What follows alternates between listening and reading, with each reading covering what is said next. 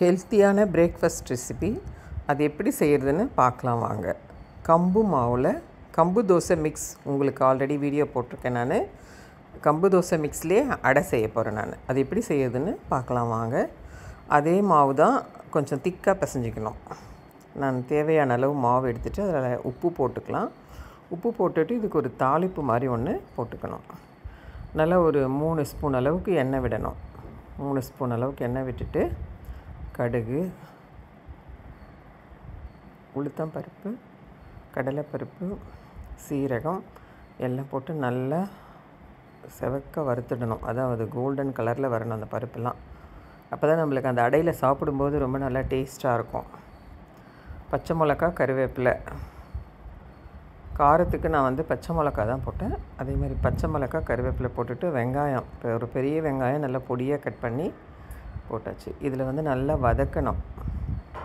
கொஞ்சம் வதங்கினதும் முருங்கைக்கீரை எடுத்து வச்சுருக்கேன். அதில் போடுறதுக்கு நான் நல்லா ஒரு 2 கப் அளவு, 2 பிடி எடுத்து போட்டேன்னா 2 பிடி அளவு. அது வதங்கிடுச்சுன்னா கொஞ்சமாக ஆகிடும் அந்த முருங்கைக்கீரை. நல்லா வதக்கிட்டு அந்த நம்ம வச்சுருக்கோம் இல்லைங்களா மாவு, அதில் எடுத்து போட்டு எல்லாம் ஒன்றா நல்லா சப்பாத்தி மாவு பதத்துக்கு பிசைஞ்சிக்கணும். தண்ணி விட்டு நல்லா தண்ணி தெளித்து சப்பாத்தி மாவை விட கொஞ்சம் லூஸாக இருக்கணும். அந்த அளவுக்கு நல்லா பிசைஞ்சிட்டு கொஞ்சம் லைட்டாக மேலே எண்ணெய் தடவி மூடி வச்சிடலாம்.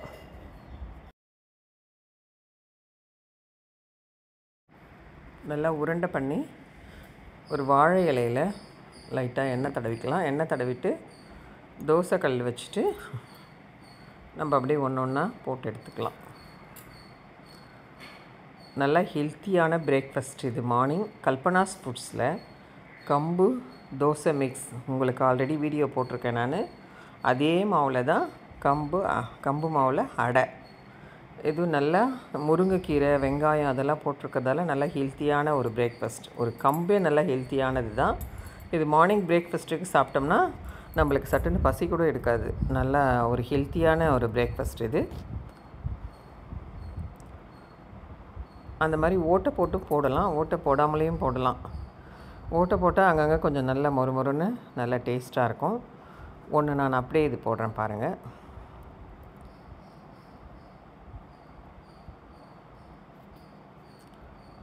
நம்ம தண்ணி கூட தொட்டு தட்டலாம். ஒரு சிலர் எண்ணெய் நிறைய யூஸ் பண்ண மாட்டாங்க. அந்த தடவுறதுக்கு மேலே தட்டுற அந்த வாழை இலையில் தட்டுறதுக்கெலாம் எண்ணெய் நிறைய யூஸ் பண்ண மாட்டாங்க. தண்ணி கூட வச்சுக்கலாம். கையில் ஒட்டாமல் வர்றதுக்கு தான் நம்ம இது தட்டுறது. இந்த வாழை இலைன்றதால நான் அப்படியே தோசைக்கல்லிலே வச்சுடுவேன். கொஞ்சம் நேரம் வச்சிட்டோம்னா அந்த அடை தோசைக்கல்லில் ஒட்டிக்கும். நம்மளுக்கு வாழை இலையிலேருந்து பிரிஞ்சு வந்துடும் சட்டுன்னு. நம்ம எவ்வளோ மெலிசாக கூட நம்ம தட்டலாம். தோசை மாதிரி கூட மெலிசாக தட்டலாம் இந்த அடையை. வாழை இலையில் தட்டுறதா இருந்தால். நம்ம வேறு ஒரு பாலித்தீன் கவர்லெல்லாம் தட்டினா அந்த மாதிரி தோசைக்கல்லில் கொஞ்சம் நேரம் வைக்க முடியாது. வச்சோம்னா அதெல்லாம் உருகிடும். வாழை இலை தான் பெஸ்ட்டு அடை தட்டுறதுக்கு. இதை பாருங்கள், தண்ணி தொட்டு கூட தட்டலாம். ரொம்ப ஈஸியாக இருக்குது, அதுவும் ஒட்டாது. நிறைய ஆயில் இருக்குன்னு எது நினைக்கிறவங்க தண்ணி தொட்டுக்கலாம்.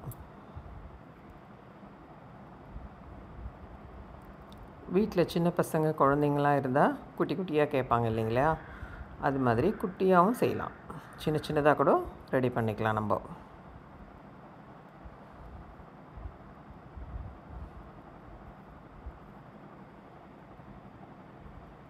ஒரு வடை சைஸுக்கு தான் அது ரெடி பண்ணியிருக்கேன். நான் வடையை விட கொஞ்சம் பெருசு.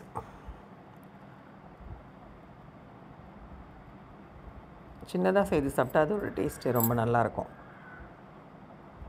அப்படியே எடுத்து அப்படியே இது பண்ணோன்னா 3 அப்படியே தோசைக்கல்லிலே ஒட்டிக்கும். ரொம்ப ஈஸியான அடை இது.